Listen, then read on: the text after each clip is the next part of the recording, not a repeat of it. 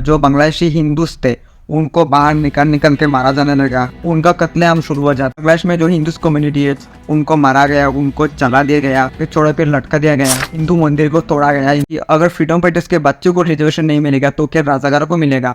आप बांग्लादेश प्रोटेस्ट की आग में जल रहा था और इस प्रोटेस्ट के बीच में शेख हसीना कुछ ऐसी चीजें करती है जो कि इस प्रोटेस्ट की आग में घी डालने जैसा काम करता है। यही कारण है जो कि बांग्लादेश में कंटिन्यूअसली हिंदूस पॉपुलेशन करते जा रहे हैं। ये जो 3 नाम है, इन तीनों की वजह से शेख हसीना को बांग्लादेश छोड़ के जाना पड़ा। In Bangladesh, where tens of thousands of students and supporters have gathered in the capital Dhaka to demand the तो 1971 से पहले बांग्लादेश एग्जिस्ट ही नहीं करता था। तब पाकिस्तान 2 हिस्सों में था, वेस्ट पाकिस्तान और ईस्ट पाकिस्तान। और उस टाइम पे जो वेस्ट पाकिस्तान था उसका पावर थोड़ा सा ज्यादा था। वेस्ट पाकिस्तान क्या करता था, अपनी जो टेस्टर्स है उसको जबरदस्ती ईस्ट पाकिस्तान के ऊपर थोप देता था। तो उनके बीच में हमेशा से डिफरेंस रहा है।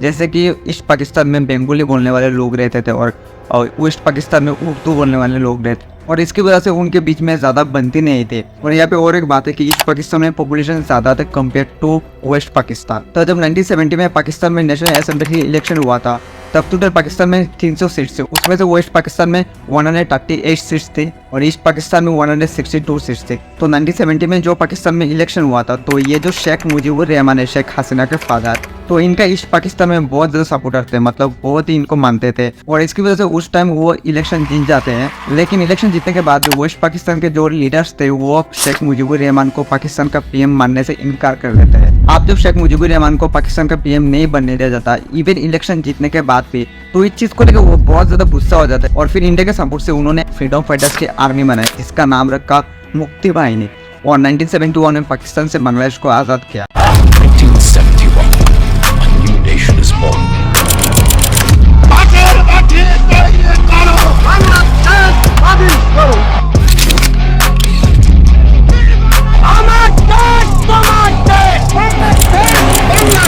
और उनके साथ और इम्पोर्टेंट पर्सन थे senior army officer Ziaur Rahman. इनका भी 1971 में बहुत बड़ा रोल था। 1971 में पाकिस्तान के जो लड़ाई, प्लान बनाना, स्ट्रेटेजीज वगैरह ये सब इन्होंने ही किया था। हालांकि वो बाद में अलग हो गए थे और अपनी खुद की पार्टी बनाई, लेकिन उस पर्टिकुलर टाइम में वो शेख मुजीबुर रहमान के साथ ही थे। और उस टाइम बांग्लादेश में कुछ ऐसे ग्रुप्स थे जो कि पाकिस्तान को सपोर्ट करते थे, जैसे कि जमात इस्लामी ग्रुप्स।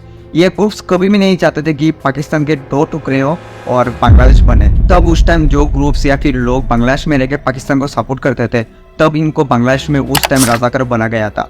और ये जो रजाकार वर्ड है ये बांग्लादेश में बहुत ही नेगेटिव वर्ड है। बांग्लादेश में रजाकार का मतलब होता है गद्दार या फिर टेररिस्ट। तो देखिए, बांग्लादेश 1971 में आज़ाद हुआ था शेख मुजीबुर रहमान और इंडिया के सपोर्ट से। और आज़ाद होने के बाद 1971 में बांग्लादेश में फिर से इलेक्शन करवाया गया, जिसमें शेख मुजीबुर रहमान की जो आवामी पार्टी थी उसको भारी वोटों से जीत मिलती और शेख मुजीबुर रहमान बांग्लादेश की फर्स्ट पीएम बनते हैं। और इनको फादर ऑफ द नेशन भी बुलाया गया था।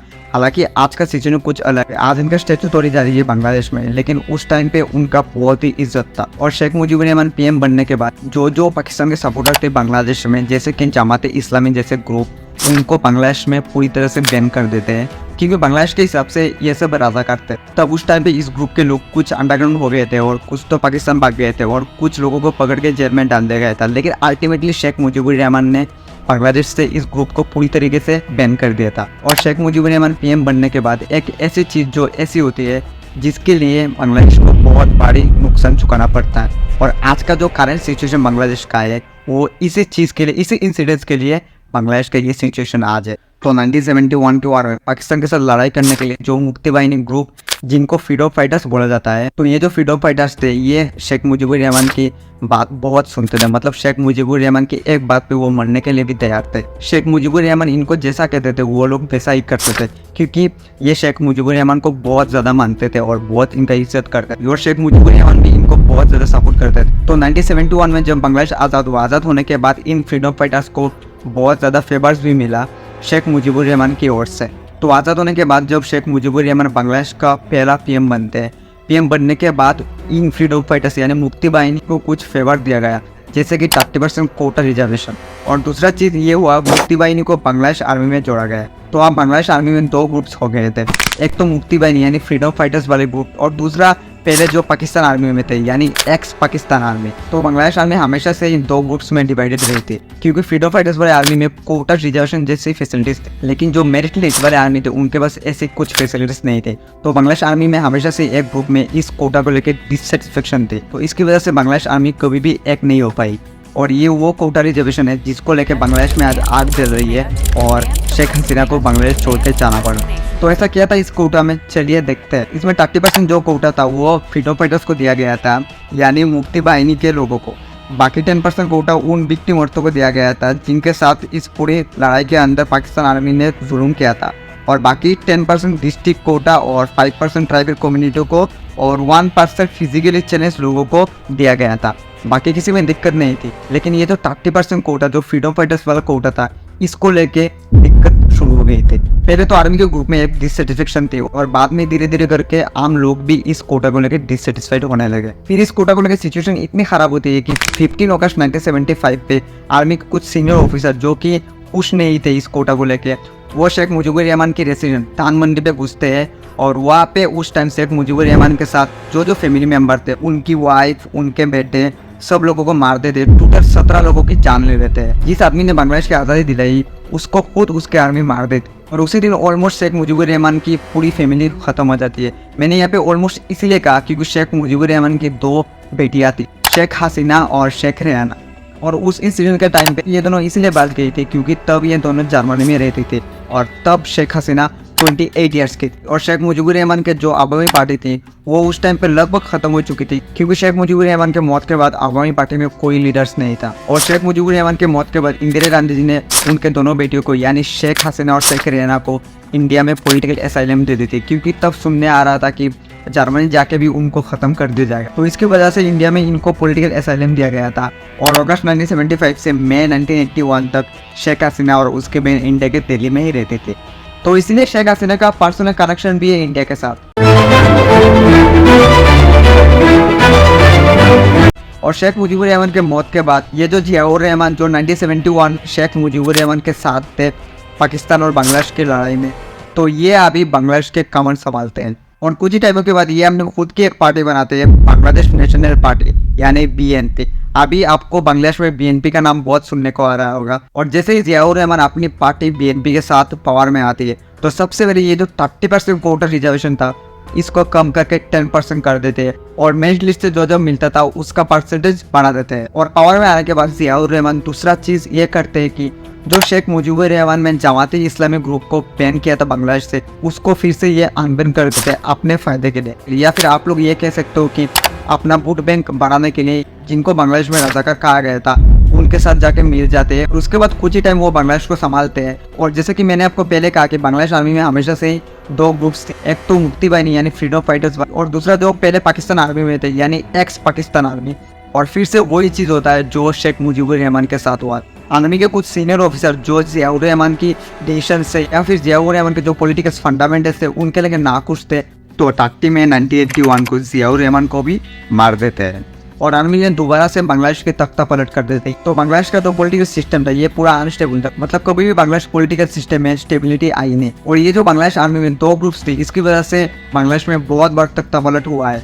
आप शेख मुजीबुर रहमान और जियाउर रहमान इन दोनों की मौत हो चुकी थी। आप BNP पार्टी और अवामी इन दोनों की जो पार्टीज थे इन दोनों पार्टीज में कोई भी लीडरशिप नहीं बची थी। और जियाउर रहमान की मौत के बाद आप बांग्लादेश में आर्मी चीफ हसन इरशाद मोहम्मद बांग्लादेश के कमांड संभालते हैं। और ये जो जियाउर रहमान थे उनकी वाइफ थी खालिदा जिया। तो 1981 में जियाउर रहमान की मौत के बाद खालिदा जिया BNP पार्टी की प्रेसिडेंट बनती है और BNP पार्टी को संभालती है। और दूसरी तरफ सेम टाइम पे यानी 1981 पे शेख हसीना वापस बांग्लादेश जाती है और अपने फादर की पार्टी अवामी लीग की प्रेसिडेंट बनती है। लेकिन तब ये दोनों पावर में नहीं थी और ये जो 2 औरतें थी ये एक दूसरे को बहुत नफरत करती थी। एक एंटी इंडिया थी और एक प्रो इंडिया थी। इन दोनों के बीच इतना नफरत था कि 15 अगस्त 1975 को जब शेख मुजीबुर रहमान की मौत हुई थी तो खालिदा जिया क्या करती है, अपनी बर्थडे डेट को चेंज कर देती है और 15 अगस्त रख देती है। तो जिस दिन शेख मुजीबुर रहमान की डेथ एनिवर्सरी थी तो उस दिन खालिदा जिया केक काटती थी। तो आप इसी बात से समझ सकते हो कि इन दोनों औरतों के बीच कितना नफरत थे। और 1991 में बांग्लादेश में जो इलेक्शन हुआ उस इलेक्शन में खालिदा जिया जीत जाती है और बांग्लादेश के फर्स्ट वुमेन PM बनती है। लेकिन फिर से 1996 में जो बांग्लादेश की इलेक्शन आती है उस इलेक्शन में शेख हसीना भारी वोटों से जीतती है और पहली बार बांग्लादेश की पीएम बनती है। और उसके बाद 1997 में 30% कोटा रिजर्वेशन जो था यह फ्रीडम फाइटर्स के बच्चों के लिए भी एप्लीकेबल कर देती, क्योंकि उस टाइम पर 1997 में फ्रीडम फाइटर्स बहुत ही कम बचे हुए थे। और फिर टाइम आता है 2001 की इलेक्शन में खालिदा जिया फिर से इलेक्शन जीतती है और बांग्लादेश की पीएम बन जाती है। ऐसे ही उन दोनों के बीच में काफ़ी टाइम तक कंपटीशन चलती रहती है। आप टाइम आता है 2008 का। ये टाइम शेख हसीना के लिए गोल्डन टाइम थे, क्योंकि 2008 की जो इलेक्शन होती है उस इलेक्शन में शेख हसीना दोबारा से बांग्लादेश की पीएम बनती है। और दोबारा वो पीएम बनने के बाद कुछ ऐसी चीज़ें करती थी जिसके बाद बिना किसी रुकावट के वो 2026 तक आराम से पावर में रहती है। तो शेख हसीना ऐसा क्या चीज़ें करती है कि जिसके बाद 2026 तक वो कभी भी पावर से नहीं हटती है। तो वो जानने से पहले मैं आपको यहाँ पे एक नाम बताना चाहता हूँ, मोहम्मद यूनिस। 2026 में ये नाम आप लोगों को बांग्लादेश में बहुत सुनाई दे रही होगी। और जब शेख हसीना और खालिदा जिया के बीच ये सब चल रहा था तब मोहम्मद यूनिस यूएस में पढ़ाई कर रहे थे। और यूएस से पढ़ाई करके जब बांग्लादेश में वापस आए तो इन्होंने बांग्लादेश के अंदर ग्रामीण बैंक बनाई। इसमें यह था कि गरीबों के लिए माइक्रो फाइनेंस जैसी सुविधा कर दिया गया, जिसमें गरीब लोगों को बिना कुछ गिरवी रख के छोटी छोटी अमाउंट की लोन आसानी से मिल जाती थी। और ये जो कंसेप्ट है ये बहुत ही यूनिक और अच्छा कंसेप्ट था। इसके लिए पूरी दुनिया भर में उनकी बहुत तारीफ हुई और इस चीज़ के लिए उनको नोबेल प्राइज भी मिला और इनको the US president medal of freedom भी मिला और उसके बाद इनको यूएस कांग्रेचुलेशन गोल्ड मेडल भी मिला। इसलिए ये पर्सन यानी मोहम्मद यूनिस बांग्लादेश के बहुत ही रेपुटेड और बहुत ही इज्जतदार लोग। बांग्लादेश में इनका हर कोई इज्जत करता है, लेकिन वो भी एक टाइम पर फंस गए थे। वो इसीलिए फंस गए थे क्योंकि 2006 में यूएस की 2 सीक्रेट फाइल जो कि उनके रिगार्डिंग में थी, लेकिन ये दोनों फाइल विकीलीक्स के थ्रू लीक हो जाती है और ये रही 2 फाइल जो लीक हो गई थी। उसके बाद मोहम्मद यूनिस के लिए बहुत ही दिक्कत स्टार्ट हो गई थी और ये जो 2 डॉक्यूमेंट्स लीक हुई थी उनमें मोहम्मद यूनिस की प्राइवेट कन्वर्सेशन थी, जिसमें मोहम्मद यूनिस कहते हैं कि शेख हसीना और खालिदा जिया जो है इन दोनों औरतों को पॉलिटिक्स से बाहर निकाल दो और इस तरह पॉलिटिक्स से बाहर निकालो ताकि ये दोनों कभी पॉलिटिक्स में वापस ना आ पाए। और उसके बाद शेख हसीना को ये बातें बिल्कुल पसंद नहीं आती, बहुत ज़्यादा गुस्सा हो जाती है। और तब शेख हसीना ने क्या किया, उन्होंने एक कैबिनेट मीटिंग रखी और कहा कि ये जो मोहम्मद यूनिस है ये बहुत खतरनाक आदमी है, ये अपने अमेरिकन फ्रेंड हिलरी क्लिंटन के साथ मिलकर बांग्लादेश की गवर्नमेंट को गिराने की प्लान कर रहा है और इसको किसी भी तरह रोकना हो। और कुछ ही टाइमों के बाद शेख हसीना ने मोहम्मद यूनिस को जेल में डाल देती है। तो मोहम्मद यूनिस और शेख हसीना एक दूसरे के ऑपोजिट थे। खालिदा जिया के केस में क्या होता था, लोग बांट जाते थे, लेकिन मोहम्मद यूनिस बांग्लादेश के बहुत ही रेपुटेड पर्सन है, तो शेख हसीना का मोहम्मद यूनिस के सामने नहीं चलती थी। लेकिन उस टाइम पर शेख हसीना को बिल्कुल आइडिया नहीं था कि 2024 में सब कुछ उल्टा पड़ जाएगा और उल्टा मोहम्मद यूनिस जो है वो बांग्लादेश के कर्ता बन जाएंगे।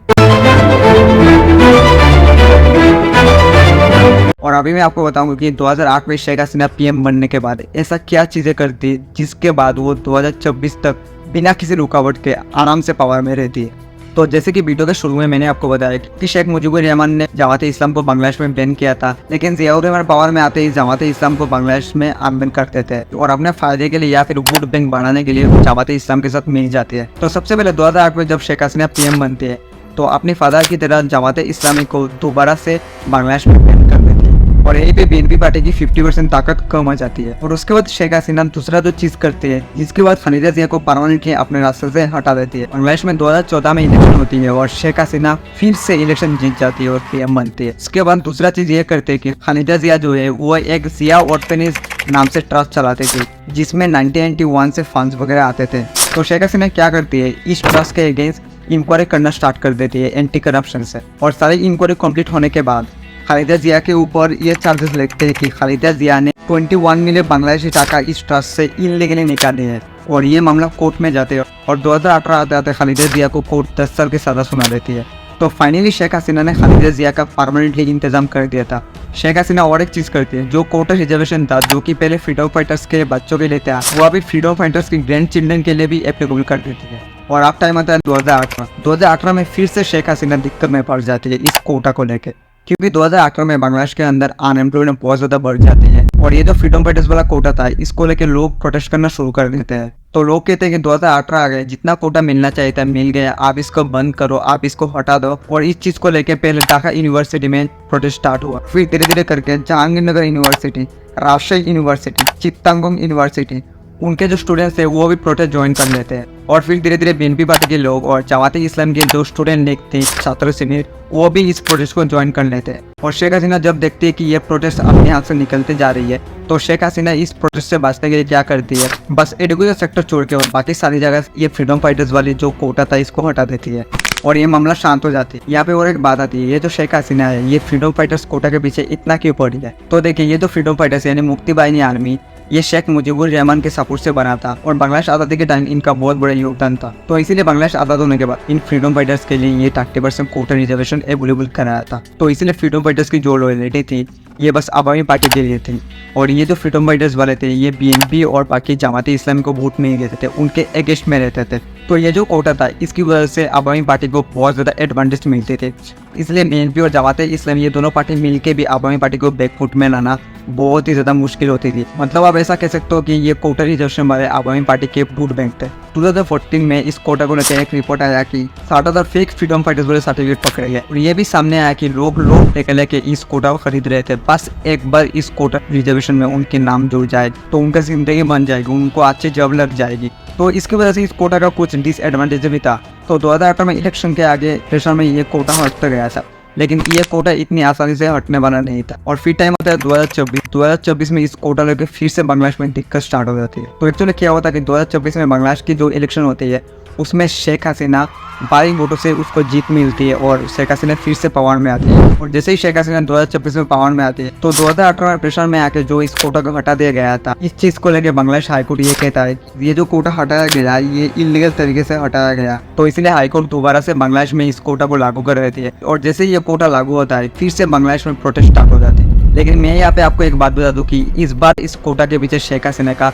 कोई भी हाथ नहीं था। और फिर इस चीज़ को लेकर स्टूडेंट शेख हसीना को ब्लेम करने लगे और शेख हसीना के खिलाफ प्रोटेस्ट शुरू करते थे। तो पहले तो ये प्रोटेस्ट ढाका यूनिवर्सिटी स्टार्ट होती है और इसी ढाका यूनिवर्सिटी के 3 स्टूडेंट नाइद इस्लाम, आसिम महमूद और अबू बकर मजुमदार, ये जो 3 नाम है इन तीनों की वजह से शेख हसीना को बांग्लादेश छोड़ के जाना पड़ा, क्योंकि ये तीनों बांग्लादेश प्रोटेस्ट के मेन 3 लीडर्स थे। और धीरे धीरे ये प्रोटेस्ट जहांगीरनगर यूनिवर्सिटी, राजशाही यूनिवर्सिटी, चिट्टागोंग यूनिवर्सिटी इनके भी स्टूडेंट इस प्रोटेस्ट को ज्वाइन कर लेते हैं। और उसके बाद बीएनपी पार्टी के लोग, बीएनपी पार्टी के सपोर्टर और उसके बाद जमाती इस्लामी के जो स्टूडेंट लीग थे छात्र से वो भी इस प्रोटेस्ट को ज्वाइन कर लेते हैं। और उसके बाद ये प्रोटेस्ट बांग्लादेश में आग की तरह फैलने दे। Be it in Bangladesh, where tens of thousands of students and supporters now gathered in the capital, Dhaka. पूरा का पूरा देश प्रोटेस्ट में उतर गया था, बस अपनी पार्टी के सपोर्टर छोड़ के। आप बांग्लादेश प्रोटेस्ट की आग में जल रहा था और इस प्रोटेस्ट के बीच में शेख हसीना कुछ ऐसी चीजें करती है जो कि इस प्रोटेस्ट की आग में घी डालने जैसा काम करता है। तो शेख हसीना क्या करते हैं कि इस प्रोटेस्ट को कंट्रोल करने के लिए एक कॉन्फ्रेंस मीटिंग बुलाती है। उस कॉन्फ्रेंस मीटिंग में ये कहते हैं कि अगर फ्रीडम फाइटर्स के बच्चों को रिजर्वेशन नहीं मिलेगा तो क्या राजाकारों को मिलेगा। और जैसे कि मैंने पहले आपको कहा कि बांग्लादेश में राजाकार वर्ड मतलब होता है गद्दार, देशद्रोही। और इस स्टेटमेंट को लेकर स्टूडेंट्स और भी बहुत ज़्यादा गुस्सा होते हैं और आप ये प्रोटेस्ट वायलेंस के रूप लेने लगती है। और इस प्रोटेस्ट को शांत करने के लिए और एक चीज़ करती है कि ये जो प्रोटेस्ट के मेन 3 लीडर्स थे नाइद, आसिफ और अबू, जो इस प्रोटेस्ट को लीड कर रहे थे, अगर उनको मैं कंट्रोल कर लूँगी तो शायद ये प्रोटेस्ट शांत हो जाए। लेकिन ये शेख हसीना की बहुत बड़ी गलतफहमी थी। और 20 जुलाई 2024 को ये 3 लड़के जो इस प्रोटेस्ट को लीड कर रहे थे ये अचानक से गायब हो जाते हैं। तब लोग इन तीनों को ढूंढने लगते हैं। तब लोग जब पुलिस के पास जाते हैं तो पुलिस भी कहते हैं कि नहीं हमें तो कुछ नहीं किया, हमको तो कुछ नहीं पता। लेकिन जब पुलिस नाइट को अरेस्ट कर रही थी तब एक आदमी ने उसका वीडियो निकाल लिया और ये वीडियो बहुत ही तेजी से सोशल मीडिया में वायरल होने लगा कि गवर्नमेंट ने इन तीनों को उठाया है। और तब लोग क्या करते, लोग पुलिस को भी मारने लगते। तब ये प्रोटेस्ट वायलेंस के रूप ले लेती है और पुलिस भी लाठी डंडे चलाती है और ये भीड़ बेकाबू हो जाती है और उस दिन बहुत जाने जाती है। और फिर जब गवर्नमेंट को लगता है कि यह बहुत ही गलत मूव था तो गवर्नमेंट क्या करती है, नाइट को छोड़ देती है जिसको अरेस्ट किया था। और कुछ समय के बाद जो 2 लड़के गायब थे, मतलब छोटे 3 लड़के गायब थे, नाइट को अरेस्ट किया था पुलिस और 2 लड़के गायब थे, तो वो 2 लड़के भी मिल जाते और इन तीनों की कंडीशन आत्महत्या हालत में थी। और उसके बाद इन तीनों को हॉस्पिटल में लाया जाता है और फिर इन तीनों की कंडीशन देख के लोग और भी ज़्यादा पड़ने जाते हैं। अब ये प्रोटेस्ट बहुत ज़्यादा अनकंट्रोल होने लगी है। अब ये प्रोटेस्ट बांग्लादेश गवर्नमेंट के हाथ से धीरे धीरे निकलती चली जा रही थी। और फिर बांग्लादेश गवर्नमेंट क्या करती है, जो ये 30% कोटा था अब इसको घटा के बस 5% कर देती है।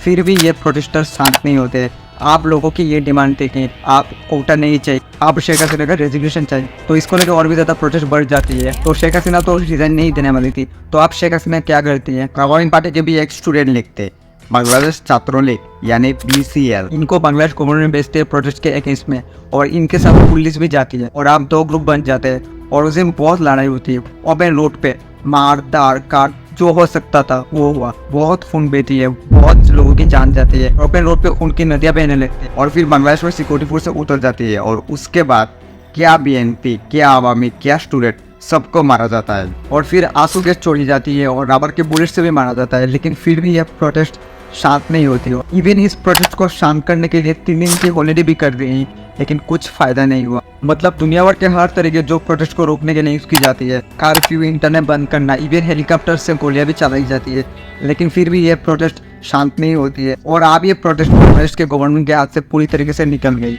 और फिर प्रोटेस्ट डिसाइड करते हैं कि अब हम लोग पीएम हाउस पर हमला करेंगे। आप शेख हसीना के पास रेजिग्नेशन देने के अलावा और कोई ऑप्शन नहीं था। फिर बांग्लादेश के आर्मी चीफ वकार उस जमीन, ये शेख हसीना के कासिम ब्रदर है, ये शेख हसीना को सलाह देते कि लोगों के मेरी पीएम हाउस तो पहुंच रही है, तुम्हारे पास 45 मिनट्स का टाइम है, 45 मिनट्स के अंदर तुम्हें बांग्लादेश छोड़ना होगा। पहले तो शेख हसीना मना करती है, वो रिज़ाइन नहीं देगी, लेकिन बाद में वो मान जाती है और उसके बाद शेख हसीना ने 45 मिनट्स के अंदर रिज़ाइन मारा और अपनी बहन के साथ बांग्लादेश से निकल जाती है। और इंडिया ने अपनी प्रॉमिस के हिसाब से राफेल जो थी वो बॉर्डर पर लगा दी थी, उनको गार्ड करते हुए, और फाइनली शेख हसीना अपनी बहन के साथ सेफली इंडिया में पहुंच जाती है। और जैसे ही शेख हसीना बांग्लादेश से बाहर निकलती है, आप बांग्लादेश से अवामी पार्टी पूरी तरीके से ख़त्म हो गई। आप अवामी पार्टी के जो कोर सपोर्टर थे और जो बांग्लादेशी हिंदूस थे, उनको बाहर निकल के मारा जाने लगा, उनका कत्लेआम शुरू हो जाता है। बांग्लादेश में जो हिंदूस कम्युनिटी है उनको मारा गया, उनको जला दिया गया, फिर छोड़े पे लटका दिया गया, हिंदू मंदिर को तोड़ा गया, हिंदू मंदिरों को जला दिया गया,